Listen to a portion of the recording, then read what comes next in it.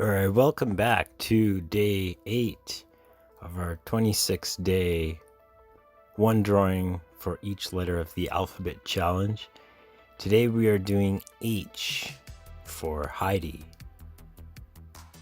And so we're just drawing some of the details in the background in the mountains here. Again, a lot of the line art was already done.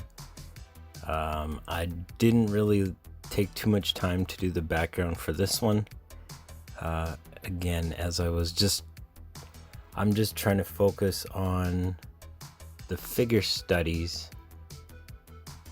but also use the actual process of making an image just as a bit of practice for backgrounds and such, but I don't want to use it for my main focus during this practice run. And here we have the line art for Heidi is already done. You can see I'm already kind of cleaning up some of those lines. But honestly, I'm not even very too happy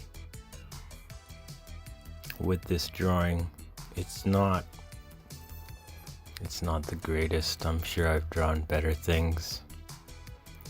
But like I said, we're not focusing too much on what's lacking or how we can fix it. As we just do it, we get it done, and then after all these drawings are done, like, I'm gonna go back and relook at all of them. Like, this video is not even part of that. I mean, already on this video, by the time I'm recording this video, I've already finished drawing like V. Like, I'm already working on V right now, so we have a lot more like reference memory. We have a lot more just going on in our brain and experience wise. So yeah, this face is really not doing it for me. I would have totally redrawn that face. But I did do a bit of touch-up work for this one, and I did fix it up. But yeah, this one again is pretty early on. H, we're not even 10 drawings in. So right now, if you take V, that's like what, 22 views, I believe, at 20 seconds. So yeah, we are almost double, I guess, experience. Mind you, I was drawing way before this, but the whole idea of practicing good figure studies and kind of thinking in 3D, because as an animator as well, it suddenly started to make sense why my character sketches were so difficult to transfer to animation. I mean, it's obvious once you figure it out, or if you learn this. Like, this is the basics, but for me, like, I was working so long without even knowing this. Ridiculous. So yeah, as I'm coloring this background, I'm gonna decide that I like the vector style way better, and that's what's gonna take precedence. I'm gonna get rid of those lines pretty early on. But it's just a learning process and seeing what works, what kind of graphic style you like, and you do have to work through several projects in order to come to those conclusions. You don't just work on one and say, oh, this is my style. Like, it's a good place to start. Like, start somewhere, figure out your drawing style, and figure out, you know, what kind of line art you like, what kind of colors you like. All that's very important, but you're not gonna really develop your style till you really start drawing. And I mean, like, several drawings. It takes several drawings. Like I said, on this project, I'm only on like V, and there's still a lot more that I know. Like, I'm just developing, and because I'm not taking so much time in these projects as a normal project would, they're kind of a bit, I'm not rushing it, but it's just time restricted.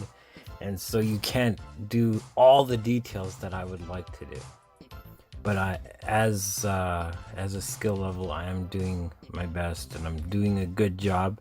I'm not using the time restriction as an excuse to do a lousy job. That's just not the way I work.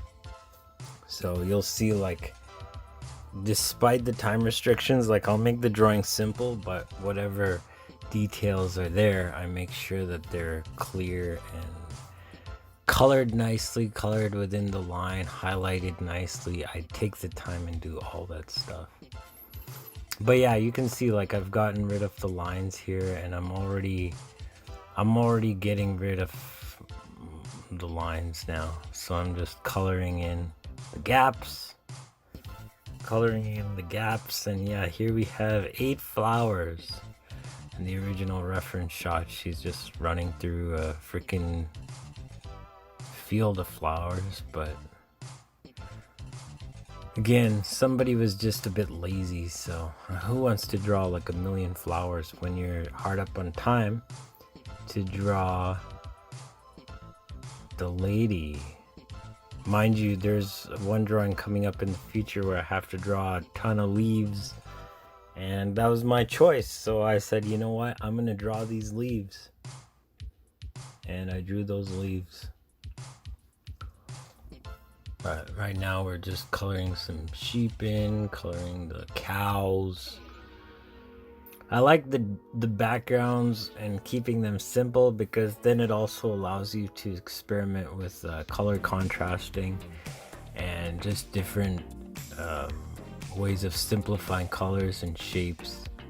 Keeping the background simple is one thing I like. Keeping the style and the shapes, and I like reducing illustrations to their basic shapes, which is also another style which I like. But in these drawings, I tend not to do that so much, and particularly some of these early ones, I try to maintain a sense of realism despite it being like anime style drawing. I just try to maintain those proportions, when really you gotta just reduce it to the simplest forms and don't worry about all that realism, because you have to get the shape right first. Get the shape right, communicate the pose and the dynamics and all that good stuff, and then once you've done that, you can worry about fixing lines and all that stuff. But start off with a good form study. And of course, the good thing about coloring in the computer directly like this is that you can just change the colors at will, and that's what I'm gonna do here. And yeah, I'm using purple for the reference for her stockings, because like you can't see white until you're done. So just color a different color, and then when you're done, bump that lightness all the way up to 100, and then you got pure white. That's how you do it. I'll be doing that in a future coloring episode. We'll be covering that quite a bit in that one, so look out for that. That'll be coming up in a while. It won't be right away. There's like about a week or two before that one. Mind you, I'm already, like I said, on V, so the V is well, I don't want to give it away. I'm not giving it away.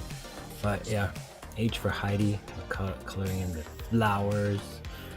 And yeah, as much as I hated having to draw these flowers, you see I'm doing kind of a good job on them.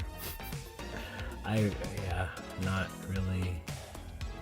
I was kind of upset. I'm like, why would I do vector art for flowers? It's way better drawing the outlines, blah blah blah. But I mean, you do your best.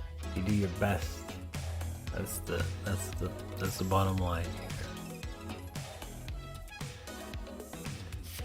Mind you, as you can see, I am trying to fix that face, but I think it's that eye in the back, like her back eye.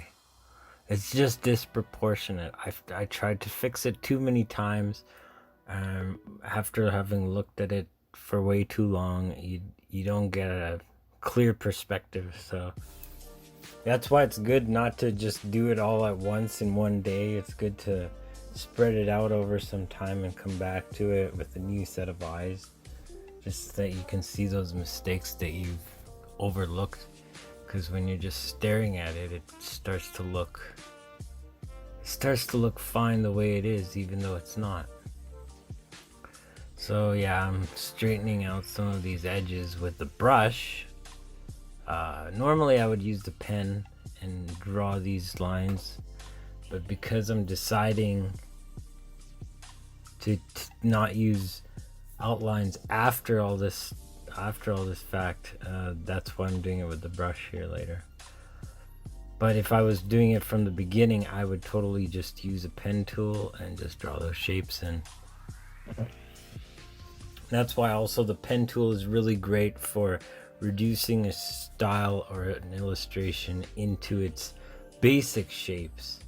That's what I'm all about here. Even the shading here on her stockings and everything, it's like follow those curves and learn how the light falls on the shadows and the edges and all that stuff. Everything's about how light falls on the edges and creates hard and soft. Like for me, it's reducing it to a hard and soft line.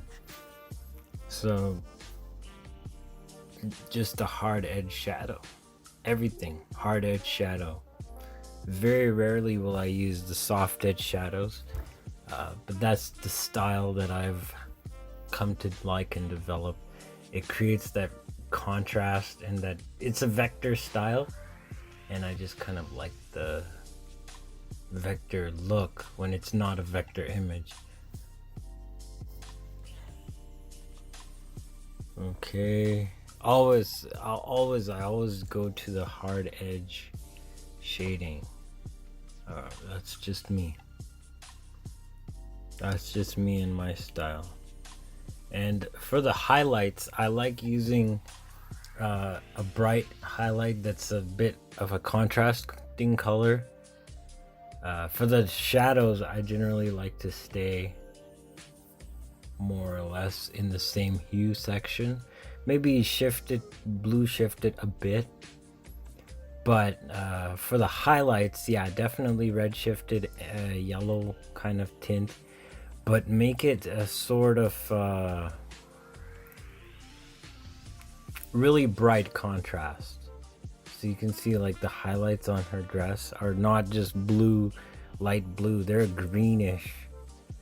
And I made sure to keep it a bright kind of contrasting color. I've kind of grown into that. I've kind of grown into just one highlight, one shadow for the most part, and then just play around with that.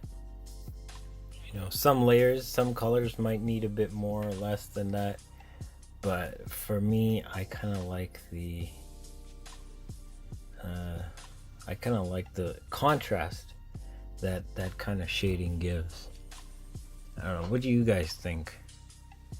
Maybe leave some comments down below. So there you have it, Heidi. And if you like this stuff, I'm also hosting a little bit of a drawing challenge where we do 26 for every single letter, and you can check the details of that out. Links on Instagram and all the details on there. So I'll see you around. Thanks for watching. Have an amazing day.